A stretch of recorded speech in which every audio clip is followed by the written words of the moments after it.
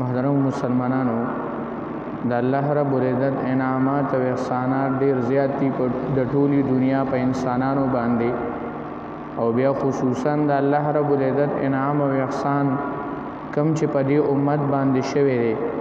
کوم امت چې د جناب نبی کریم صلی الله علیه وسلم امت ته نو دغه امت باندې د الله رب العزت انعامات او احسانات ډیر زیات دي یو طرف ته الله رب العزت دغه امت عمرونه ډیر کم مقرر کړی دي په نسبت د مخکینو امتونو چې هغه امتونو نه الله رب العزت ډیر زیات عمرونه ورکړي نو چې کله د یو امت عمرونه ډیر شي بیا به هغه امت د الله رب العزت عبادت او اطاعت هم ډیر کوي او کله چې یو امت عبادت او اطاعت ډیر کوي الله رب العزت په هغه اجر او ثواب هم ډیر ورکوي بل طرف ته دغه امت عمرونه چې هغه د مخکینو امتونو په نسبت باندې ډیر زیات کم دي اوس دایته چې کله عمرونه کم شو نو دای به هغه شانته عبادت بیان شي کوله کم چې د مخکینو امتونو خلقو کولو نو الله رب العزت په دغه امت باندې یو ډیر لوی انعام او احسان دا وکړو چې الله رب العزت دایته داسې ورځې داسې شپې او داسې میاشتې مقرره کړي چې کله دغه امت کم امت چې جناب رسول الله صلی الله علیه وسلم امت ته او دای په دغه ورځو او په دغه شپو کې او په دغه میاشتو کې لږون ته عبادت هم وکي نو د مخکینو امتونو لا چې الله رب العزت هغه له دا ورځې او دا شپې او دغه میاشتې نه وي ورکړي الله رب العزت دغه امت لور کې نو د دې امت هغه اجر او ثواب چې کله دای په دغه ورځو او شپو او میاشتو کې عبادت وکړو الله رب العزت دومره لوی اجر او ثواب دغه امتیانو د رسول الله صلی الله علیه وسلم لور کوي چې د مخکینو امتیانو باوجود د دې چې عمر ډیرو خو دومره اجر او ثواب به د هغې په عمل نامه کې نه وي موجود بیا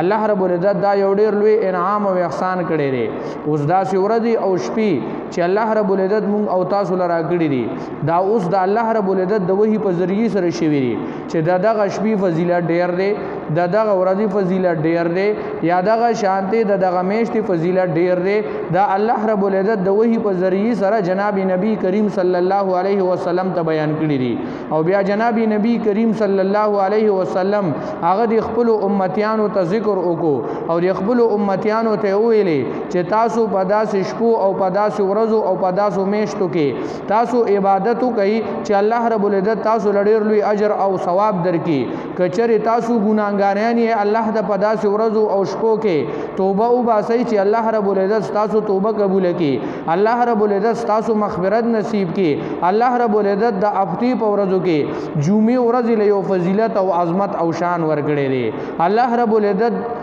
د کال په 12 میاشتو کې رمضان المبارک میاشت له یو عزت ورکړي دي بیا الله رب العزت د رمضان المبارک دی میاشت له پدې کې دی اخیری اشاره له الله رب العزت یو عزت او شرافت ورکړي دي څنګه چې دی له الله رب العزت عزت او شرافت ورکړي دي بیا د رمضان المبارک په میاشت کې د رمضان المبارک په دغه میاشت کې او پدې کې چې کم شپې دي پدې کې الله رب العزت د شب قدر شپې له یو عظمت او عزت ورکړي دي دغه شانتي اوس چې کوم ورځې په مونږ او تاسو باندې را روان دي دا کوم میاشتې په مونږ او تاسو باندې را روانه ده الله رب العزت د دې د لس ورځو لهم یو عزت او شرافت ورکړي دي چې قران مجید کې الله رب العزت د دې ذکر او تذکرہ کړی دا دا کوم میاشتې شروع ده ذل قعده میاشته نن د دې اتیشتم تاریخ ته سباله د دې نهشتم تاریخ ته کچرته سباله میاشتې کړي شو ماخام کې نو بل ورځ به د ذل حجې ډومبه تاریخي او که سبا میاشتې نه کړي شو نو بیا دغه ذل قعدی دیر شردی به پورا کو د دیر شردی پورا کولو نه پس با بیا د اتوار په ورځ بیا به د د پیر په ورځ باندې یکم ذوالحجه وي د هغې نه به یکم ذوالحجه شروع کیږي او که سبا میاشت طی کړی شوه نو د اتوار په ورځ باندې به یکم ذوالحجه وي یعنی سبا نه بله ورځ او که میاشت سبا طی نه کړی شوه نو بیا به د پیر په ورځ باندې یکم ذوالحجه وي د ذوالحجې ډومبې تاریخ هغه به بیا د پیر نه شروع کیږي مونږ به دیرش پوره کوو او که میاشت طی کړی شوه نو د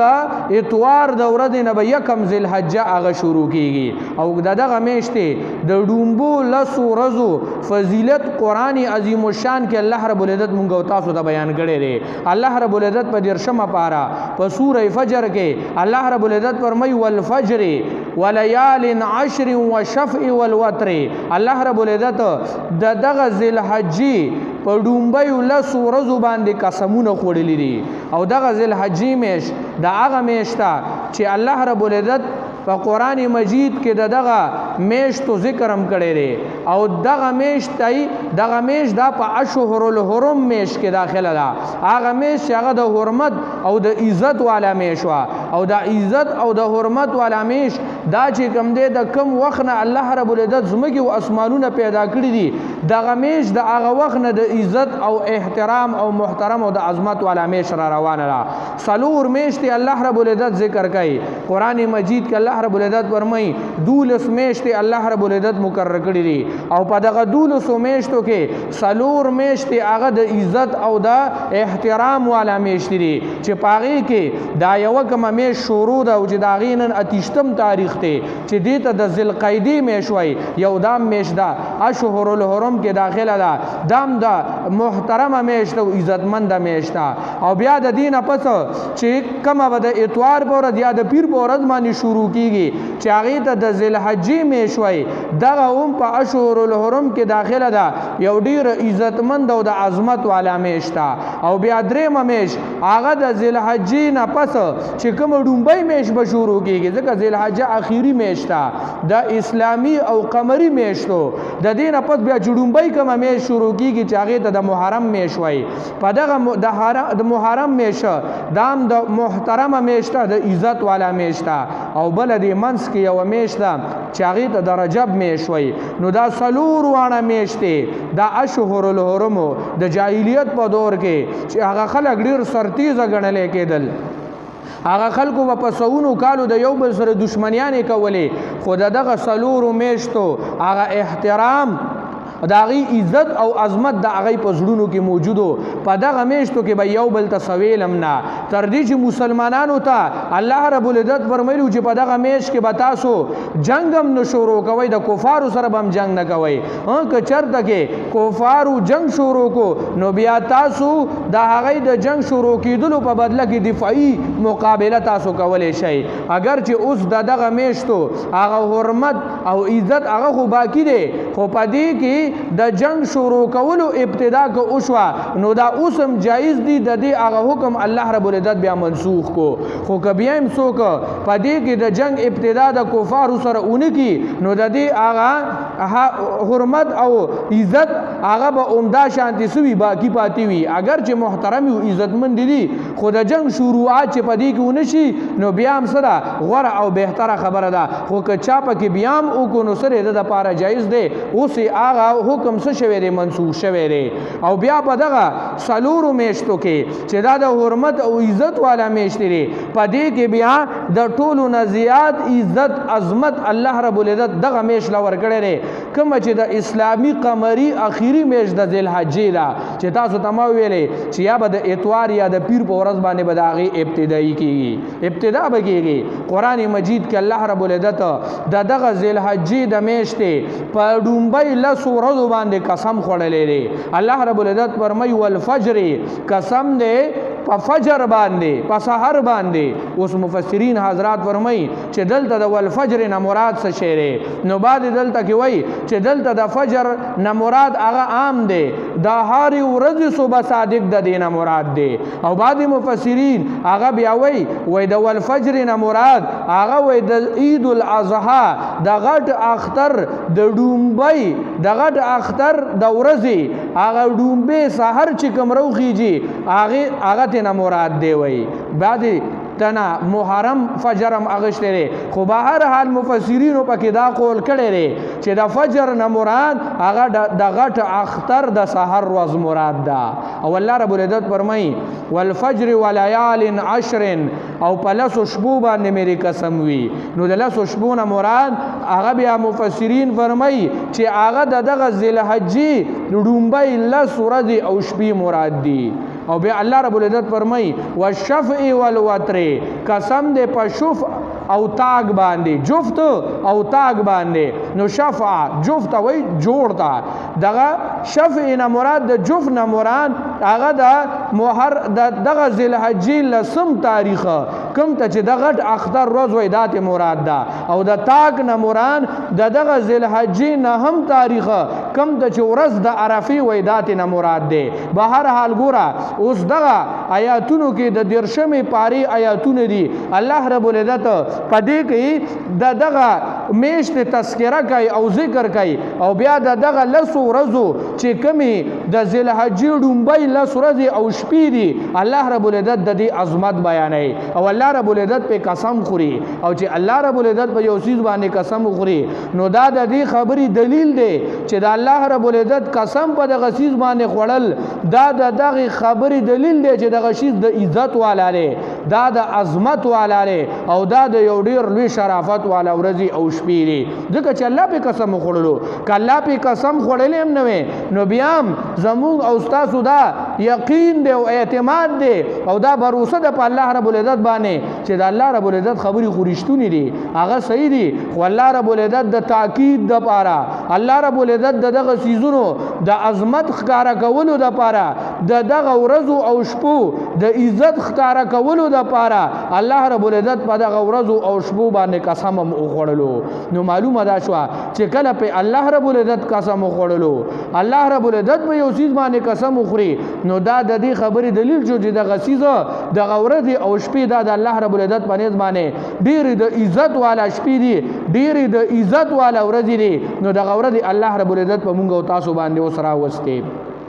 چې دا به د اتوار د ورځې نه که سبا میاشته یې کړې شوه نو د اتوار د ورځې نه به د دې ډومبۍ تاریخ شروع کېږي او که میاشته یې نه کړې شوه نو بیا د پیر د ورځې نه به د دې ډومبۍ تاریخ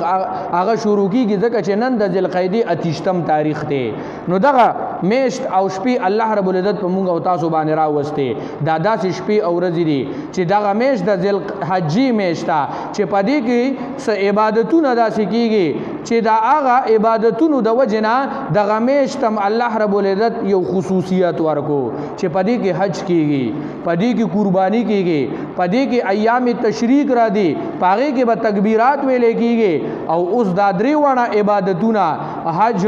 قربانی ایام تشریق کې ذکر کول دا چې کم ده داسې عبادت ته چې د کال په 12 میاشتو کې اسلامی کال او قمری میاشتو کې دا د ذوالحجې د میاشت نه علاوه په بل یو هیڅ میاشت کې نه کیږي په بل میاشت کې نه کیږي نو دغه عبادت د وجنا الله رب العزت دغه میاشت لدا یو ځان د خصوصیت ورکو یو ځان د خصوصیت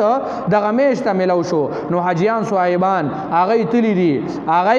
یو عبادت د ارکان اسلام چې هغه ته حج ویل شي هغه حج ادا کوي چې حج دا بدنی عبادت او مالی عبادت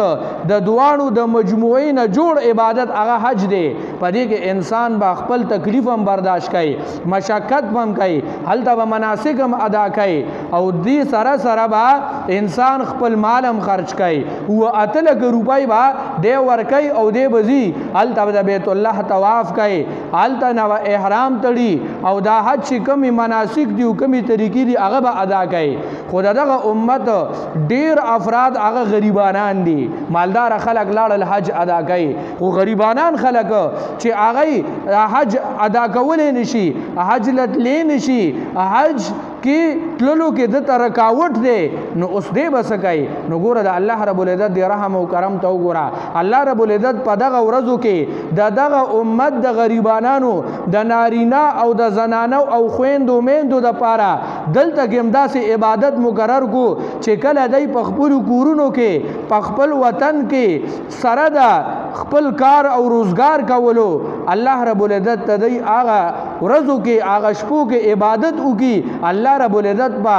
دغه کسانو لم دومره عبادت کې دومره اجر او ثواب ورکي څومره چې هغه کسانو له الله رب العزت ورکي کوم چې حجونو لتلی دي هلته کې هغه مالونه خرج کوي او هلته کې خپل ځان هم خرج کوي ځکه چې حج مالی عبادت او بدني عبادتونو دواړو نه جوړ دی دې کې به خپل مال هم خرج کوي خپل ځان بم پکې خرج کوي خو الله رب العزت دې انعام او احسان ته وګوره چې الله رب العزت د دې امت د پاره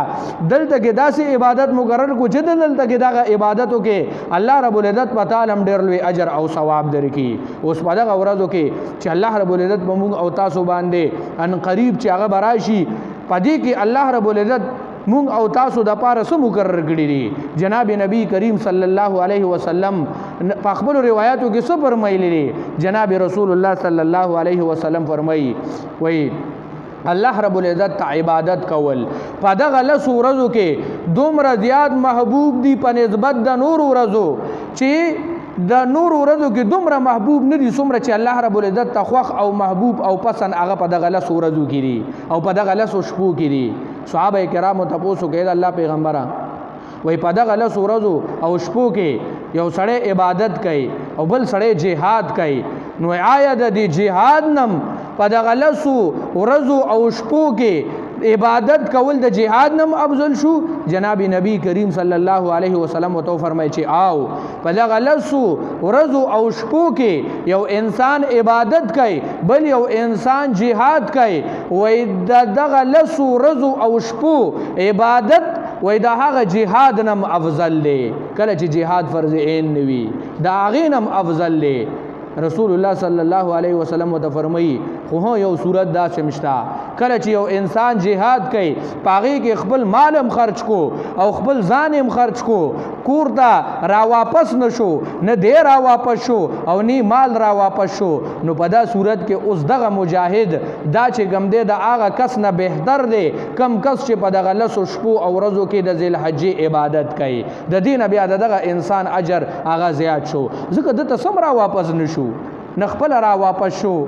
په داسې حال کې چې د مال به لګېدلی خو دی خو به را واپس شوی نو داسې مو نه شو او نه مال را واپس شو نه دی را واپس شو کور ته را نغې لاړو بلکې د اعلی کلمت الله او د الله د دین دپاره د خپل مالم قرباني کو او خپل ځانم قرباني کو داسې لویه قرباني وکړه نو ګوره په دغه لسو شپو او ورځو کې چې کومې د ذوالحجې دا لس ورځې او شپې دي په دې کې الله رب العزت ته وایي اعمال کول نیک عمل کول دا ډېر زیات محبوب دي خو ګوره یو خبره یاد ساتئ چې الله رب العزت ته خو پکې نیک عمل کول محبوب دي خو که په دغه لسو شپو او ورځو کې چا د الله رب العزت نافرمانی وکا او ګناه هم وکا نو د نورو ورځو په نسبت باندې بیا دغه انسان د ګناه هغه سزا چې کوم دی هغه هم دغه انسان ته ډیره ملاویږي ځکه موږ تاسو خو فضایل بیانو چې دا به خو ګوره د ګناهونو نه بم ځان ساتو د غیبتونو نه بم ځان ساتو یو بل پسې د بهتان تړلو نه بم ځان ساتو دینی شعائرو پسې بم خنداګانې نه کوو دغه شانتي علماو پسې بم خنداګانې نه کوو د دین نورو طریقو پسې بم خنداګانې نه کوو نن موږ تاسو مسلمانان د دین هغه غټ شعائر هغه پسې موږ تاسو خاندو ګورم اذان دا چې کوم دی دا یو ډیر لوی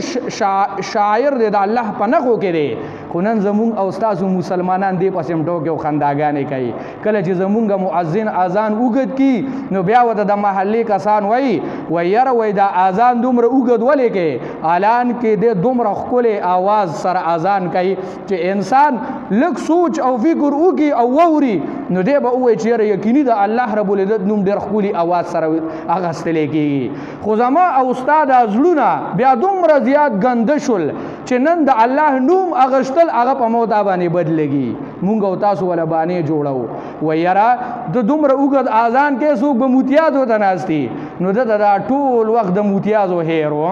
خو صرف د اذان په وخت کې دومره موتیازن دی چې موتیا د بم د اذان په وخت کې کوي مونږ او تاسو څه کوو بیا چې اذان شروع شنو موتیازو ته کینای چرته کې نور کارم تاسو شته او غنیشتره د اذان په وخت کې مونږ او تاسو پښتانو په مخ کې څه ویلې آی به ویلې وای اذان ته سیندونه ودرېږي وای سیندونه ودرېږي ګوره دا غي هغه عقیدت او مینه محبت د اذان سره داو نن زمونږ او ستاسو د محلي عوام هغه څه کوي هغه راځي وایي په دې مسجد کې مونځ هم نه کېږي ولې نه کېږي وایي اذان پکې ماشومان وایي نو ته خو غټې که نه سنډه ته راشه که نه دلته کې ولې اذان نه کوې ته وکړه که نه اذان ته خپله فرض مونځ نه کوې او ته چې کوم دی فتوې ورکوې په بل باندې چې په دغه مسجد کې مونځ نه کېږي نو بیا د جمعې د مونځ له ولې را دی ته خو ده ته وینم د جمعې په مونځ کې ته ولاړې ګوره زه په دې باندې بار بار خبره کوم تاسو هسې ماله غوسه راولئ او درته مې ویلم دي چې ګوره څه خبره وي ما ته وایئ خو لیکن زه څومره صبر به کوم تاسو وروره اوس د دین شاعرو پسې خنداګانې کوئ ټوکې او مسخرې کوئ څه بل کار هم شته و که نه الله رب العزت په هم تباه و برباد کړي ګوره دا د الله رب العزت شاعر دي د الله نښې دي دې پسې ولې خاندې ګوره زه تاسو له یو مثال در کوم دلته یو سپی و مخکې به اذان کېدو خلکو به وروره چې اذان به شروع شي سپي به غپل الان کې دا هر ځای کې غاپي دا یو مثلا د ډېرو ځایونو کې اوس اذان چې کېږي نو شیطان هم وایي روایت کې راځي وایي دا شیطان هم تختی او وایي ټوزونه اچوي وایي دی روایت کوم داسې راغلی دي نو دغه سپی کوم غاپي دي که نه نو دلته یو سپي غپل بیا هغه سپی مونږ یو ځل راتلو دلته کې په مونږ باندې حمله مو وکړه د شپې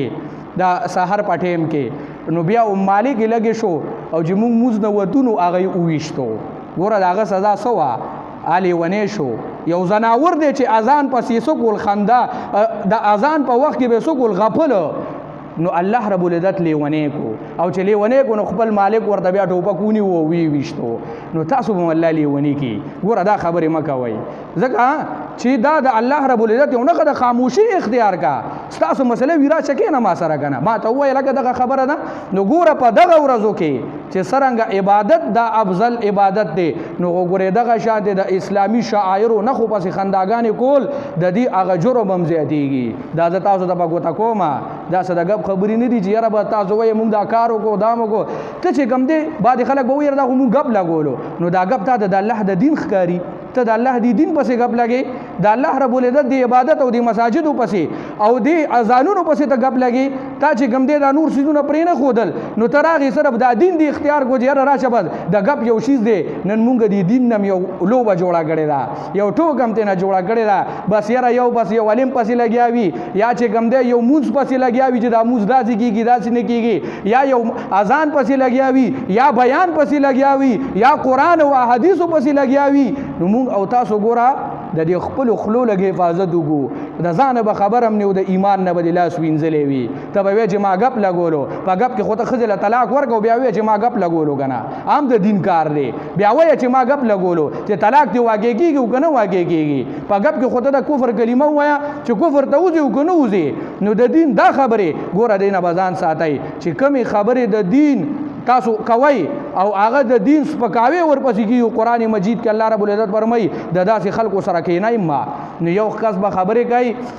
مؤذن ته به خبرې کوي نور به ګیر چاپیره ولاړي ای به پسې خولې چینګي کوي هغه به ورته خاندي نه لکه ته ورته ووایې دا د اسلام یو نښه ده شاعر دی د دې پسې ټوکې او خنداګانې ولې کې خپله راځه اذان کوه اوس راشه زه له چابي در کوم د چا چې څه اعتراض وي مخکې مې ویلي دي اوس هم درته وایم په ممبر باندې د چا څه اعتراض وي در چابیانې ورکومه دی دې راځي اذان دی کوي 2 ټیمه راځي 3 ټیمه راځي بس دی دې اذان کوي زه به ورته ټیمونه وښیم په دغه ټیم باندې ته اذان کوه جومات به کولاوي خو چې کار نشي کولی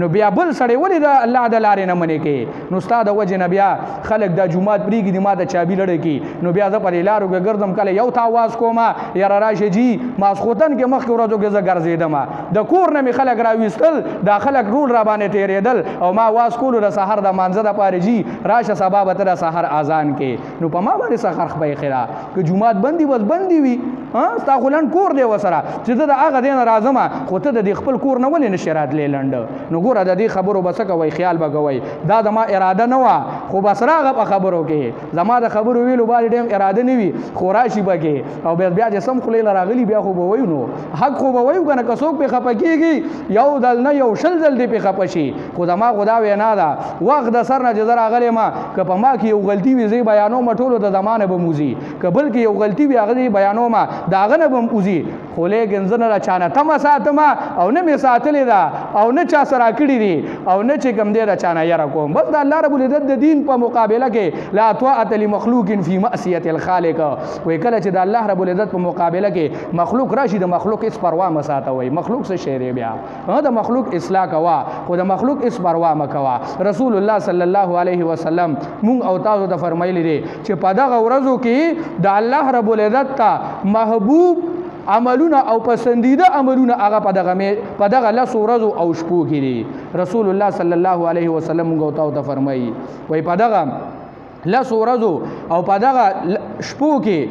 یو انسان روجه ونیوه نو د یوې ورځې روجې ثواب الله رب العزت د یو کال د روجو نفلی روجو اجر او ثواب الله رب العزت دغه انسان په عمل نامه کې لګي نو یو ورځ روجه پکې مونږ او تاسو نیسو ګوره دا د خیر خبرې پکې وورئ د غوسې خبرې به پکې درته کومه خو دا د خیر هم درته کومه نو غلطې نه منې کومه چې منې شئ او ښه خبرې ته کومه چې دا وکئ نو ګوره چې کومې ښه خبرې کوه نه کوئ او چې کومه د آرامتوب خبرې وي نو هغه تاسو پکې وړاندې روانې دا څومره ښه خبرې مونږ هره ورځ کوو کوئ تکړه شئ مونځونو له راځئ دلته نه کوئ بل ځای کې کوئ ښه کار کوئ مونږ هم پې خوشحالېږو په وخت باندې مسجد ته راځئ واسطه غوږ ږدئ نو مونږ هم خوشحالېږو او چې دلته کې مونږ ترجمه وکړه او یو او دوه کسان راته ناستو نو اعتراضات به د خلکو وو خو چېرته راغلي نه دي چې یاره دلته کې کینو اعتراض څوک کوي هغه سړی کوي چې پنځه وخته مونځ هم نه راځي ما ته معلوم دي چې مونځ نه کوي لنډ لنډ ځایونه به یې مونځ به نه کوي خو اعتراضات به د ټولو نه زیات هغه خلک کوي نو رسول الله صلی الله علیه وسلم فرمایي وایي د یوې ورځې روجه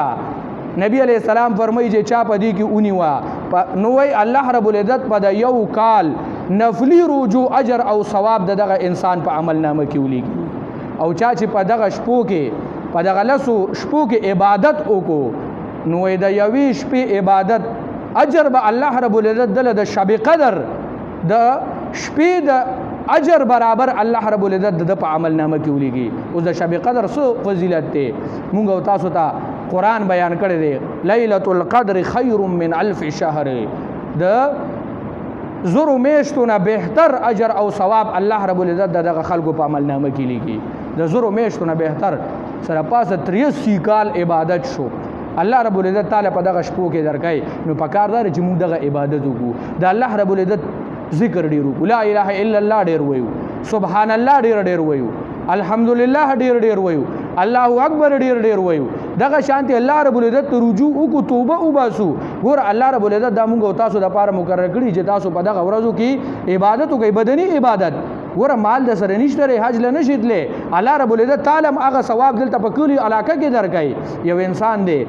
خلق غریب دی حج له نشیدلې خو نور خلق لاړل حج کوي حج وکړو اوس دې دا ارزو او تمنا ساتي او الله رب العزت ته وایي یا پسړه کې وایي چې الله ما سره خو مال نشته دا مالدار خلک لاړل حجونه وکړل ما سره مال نشته که الله رب العزت یا الله تا مال راکو نو زبم په اول فرصت کې حج لازم او حج بکوما نو ګوره په دغه نیت باندې چې د نیت خکړې لري الله رب العزت په دغه نیت باندې د حج ثواب په دې کلی علاقه کې ورکایي خالی چې نیت مونږ او تاسو کو حدیث مبارک کې راځي یو انسان د سحر مونږ وکړو او په مسجد کې کېناستلو تر دې چې د اشراق ټیم شو او د 2 رکعات یا 3 رکعات اشراق مونږ وکړو نبی علیہ السلام فرمایي وای د یوې عمره اجر او ثواب الله رب العزت دغه انسان په عمل نامه کې ولېږي دلته موږ راګي هر ساره راګي دغه شانتي یو زنانه نه چې هغه د خپل ماشوم د پاره د شپې را پاسي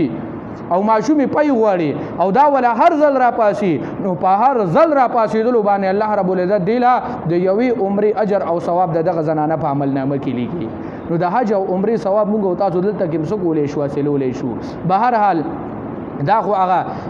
ثوابونه او احادیث مبارکاو کې بل یو مسله چې کړه دغه مې شروع شي نو اکثر خلک بیا د دې تاسو هم کوي چې یاره دې کې وختا غشتل یا نوکان اغشتل یا د نور د بدن زیاتی وختا غشتل نو روایت کې راځي ام سلمہ رضی الله تعالی عنها فرمایي چې کله څوک د ذل حجې میش صحیح کی او د قربانۍ نیت ساتي دا پکې د چې قرباني دی کوي نو په د باندې کناری نه راو که زنانه نه په دای باندې دا پکار دی چې دای د وجود زیاتی وخته سسمرم دی کا اغم نه کټکای او دغه شانتی نوکان اغم ناخلی د الله سره دي چې کله قربانیو کې بیا دی واخلي ګیره کټکول خو عام ورځو کې نشته لري هغه عام ورځو کې نشي غشته دا نور زیاتی وخت یا بریتیان شو یا نکونه شو دام تسکولې شي نشي غشته ځکه الله رب العزت ته دغه وخت کې انسان داسې وخت دی چې دی لک خړ پړوي بعضی صورتونو کې دی ودونو کې چې کله یو انسان داسې خړې پړې جامې چولی وي او دې کار کوي نو هغه واده والا سوی هغه دې ډېر خوشاله وي ویره وي ډېر زیات کار وکړي ځان نه خولم وستا وختیم نو وړولي جامې پاکې نه وي اچولې وي ټول په خاورو کې ملت پټو نو اکور والا دې ډېر خوشاله شي ویره ډېر زیات خدمت زمونږ وکوي او چې بل طرف ته پکې چاخه جامې اچولې وي او بس خورانیم کوي او روجم چې کم دی کور ته په غلا باندې مړي دام غلا ده ګورې دا روجو د غلا نه خلک چې ګوتای کې وروړي یاد نه دیشکی پټای دیشکو کې واچای هغه دیشکیم بیا یو یا غوري یو یام نه وروړي دا په بل غلا شو بیا یو بیا خبره ده چې تعالی خپل درکې نو هغه نه بیا خلک سوي هغه نه خلک خپوي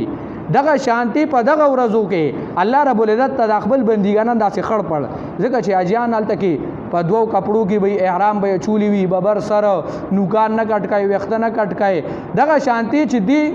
امت چې کوم غریبانان دي دوی ته وایي چې تاسو هم داسې وکړئ چې دا